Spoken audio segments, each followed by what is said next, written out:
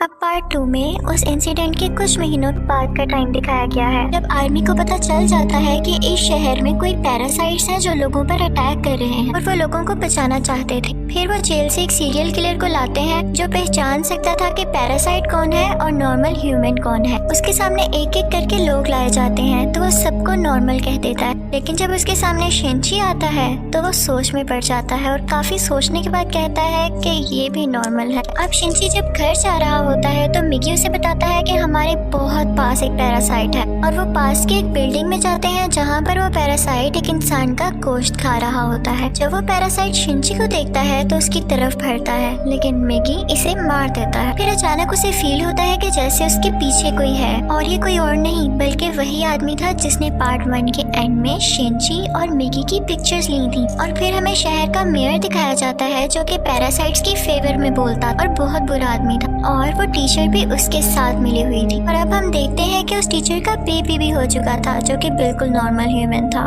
वो मेयर जान गया था कि शिनची पैरासाइट्स को मार रहा है तो वो भी उसे मारना चाहता था, लेकिन टीचर उसे मना कर देती है। वो कहती है कि मिगी और शिनची आपस में जुड़े हुए हैं तो मैं देखना चाहती हूँ ये कैसे एक साथ रहते हैं और अगर तुम शिनची को मारोगे तो हमारा पैरासाइट मिगी भी मर जाएगा। और इसीलिए उसी ने शिनची के पीछे वो जासूस भेजा था ताकि उस पर नजर रख सके। शिनची एक दिन चल रहा होता है कि उसे फिर से फील होता है कि उसके पीछे कोई है। वो जासूस उसकी सारी बात सुनता है और उसे कहता है कि तुम्हें अपने बारे में पुलिस को बता देना चाहिए। तो शिनची उससे कहता है कि नहीं, पुलिस में भी बहुत सारे पैरासाइट्स भरे पड़े हैं। उसे यहाँ पता चल जाता है कि इस जासूस को टीचर ने उसके पीछे लगाया है। तो वो टीचर के पास जाता है और कहता है ये तुम सब क्या कर रहे हो, ये करना बंद क्यों नहीं कर देते हो। तो टीचर उसे कहती है तो तुम हमारे साथी पैरासाइट्स को क्यों मार रहे हो, वो सिर्फ अभी इंसानों को खाना सीख रहे हैं और कुछ देर बाद वो उनको मारना भी बंद कर देंगे। वो चुप हो जाता है और फिर जासूस के पास जाता है और उसे बताता है कि वो टीचर बहुत खतरनाक पैरासाइट है, वो किसी भी वक्त तुम्हें भी नुकसान पहुंचा सकती है तो तुम उससे दूर रहो। लेकिन जासूस उसकी बात पर यकीन नहीं करता। अब अगले दिन वो जासूस उस मेयर से मिलता है। उसे शिनची की बात को टेस्ट करना था कि वो सच बोल रहा है या नहीं, तो इसलिए वो मेयर के रूम में वॉइस रिकॉर्डर लगा देता है। लेकिन मेयर को इस बारे में पता चल जाता है और वो जासूस को मारने का हुक्म दे देता है कि ये अब हमारे लिए नुकसान बन चुका है। वो पैरासाइट को उसके घर भेजता है उसे मारने के लिए, लेकिन वो घर पे नहीं होता तो उसकी बेटी को मार देते हैं। अब दूसरी तरफ शिनची को मिगी बताता है कि तुम पर 5 पैरासाइट्स अटैक करने आ रहे हैं। अब उनकी तरफ एक आदमी बढ़ता है और उसी आदमी के अंदर वो 5 पैरासाइट्स थे।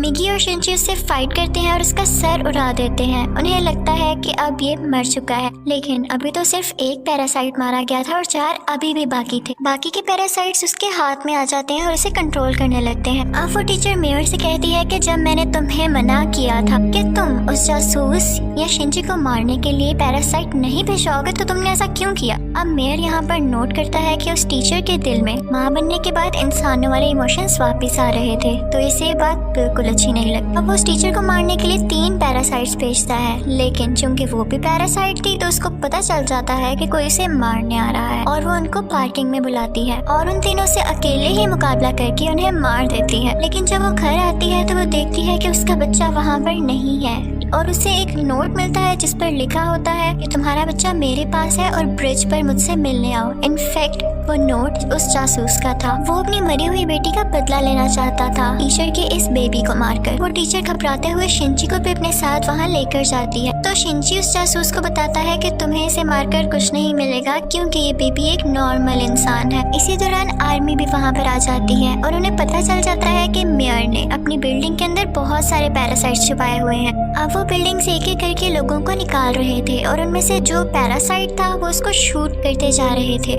सीरियल किलर भी वहीं पर था और फिर हम मेयर को स्पीच करता हुआ देखते हैं जो बता रहा होता है कि असली मॉन्स्टर्स तो इंसान है जो कि पैरासाइट्स को बिला वजह मार रहे हैं। तो वहाँ पर बैठे हुए आर्मी के सब लोग उसे शूट कर देते हैं जिससे उसकी डेथ हो जाती है। तभी वो सीरियल किलर चिल्लाने लगता है कि ये इंसान था, ये तो बस पैरासाइट्स का साथ दे रहा था। लेकिन जब वो पीछे मुड़ के देखते हैं तो वही आदमी उनके पीछे खड़ा होता है जिसके अंदर 5 पैरासाइट्स थे।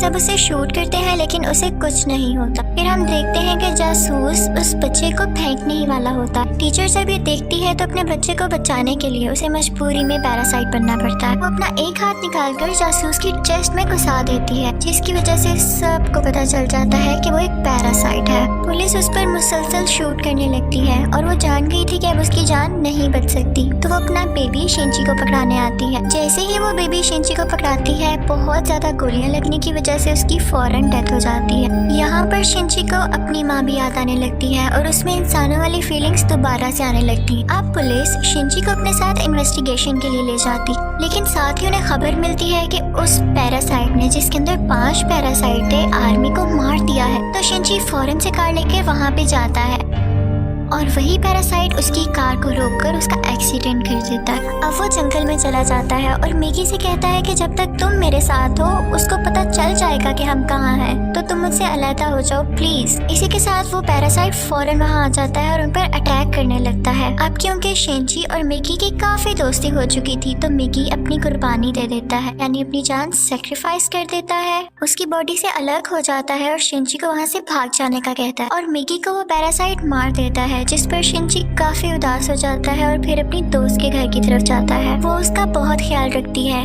वो लेटा होता है कि एकदम देखता है कि उसके बाजू में से मैगी का एक और हिस्सा ग्रो कर रहा है, और ऐसा इसलिए हुआ क्योंकि जब मैगी ने अपने बॉडी सेल्स से के उसकी बॉडी को ठीक किया था, तो मैगी के सेल्स भी तो उसकी बॉडी में आ गए थे, इसलिए वो चाहता तो दोबारा ग्रो कर सकता था। शिंची को फील हो गया था कि अब ये दोबारा आ रहा है तो उस पैरासाइट को दोबारा से पता चल जाएगा कि मैं कहाँ हूँ, तो अपनी दोस्त की जान बचाने के लिए उसको बाय कहकर वहाँ से चला जाता है। लेकिन जैसे वो बाहर जाता है तो वो पैरासाइट उसे पकड़ लेता है, लेकिन एक फैक्ट्री में पहुंचकर शिंची एक केमिकल रोड उसकी बॉडी में घुसा देता है, लेकिन उसे कुछ नहीं होता। तो वो कहता है कि तुम मुझे क्या समझ रहे हो, मैं तो तुम्हें मारकर बाकी इंसानों को भी मार दूंगा और फिर मैं और बाकी पैरासाइट्स इस दुनिया पर रूल करेंगे। वो उसे मारने ही वाला होता है कि मैगी फौरन से उसकी बॉडी में दोबारा ग्रो कर जाता है और उस पैरासाइट पर अटैक कर देता है। इसी के साथ उसकी बॉडी में कुछ होने लगता है और वो तड़पने लगता है। तो मैगी शिंची को बताता है कि जिस रोड से तुमने इसको मारा उस पर बहुत केमिकल्स लगे हुए और अब पैरासाइट्स इसकी बॉडी में नहीं रहना चाहते, और एक एक करके सब पैरासाइट्स उसकी बॉडी छोड़ देते हैं और अब सिर्फ उसकी बॉडी का ढांचा बाकी रह गया। तो शिंची वो उठाकर नीचे आग में फेंक देता है, जिससे फाइनली उसकी डेथ हो जाती है। अब हमें काफी दिन बाद का टाइम दिखाया जाता है जब सब कुछ नॉर्मल हो चुका है। तो मैगी शिंची से कह रहा होता है कि अब जैसा कि इस दुनिया में कोई भी पैरासाइट नहीं रहा, तो हमें भी साथ नहीं रहना चाहिए, मैं तुमसे अलग हो जाऊंगा। लेकिन शिंची उसे मना कर देता है,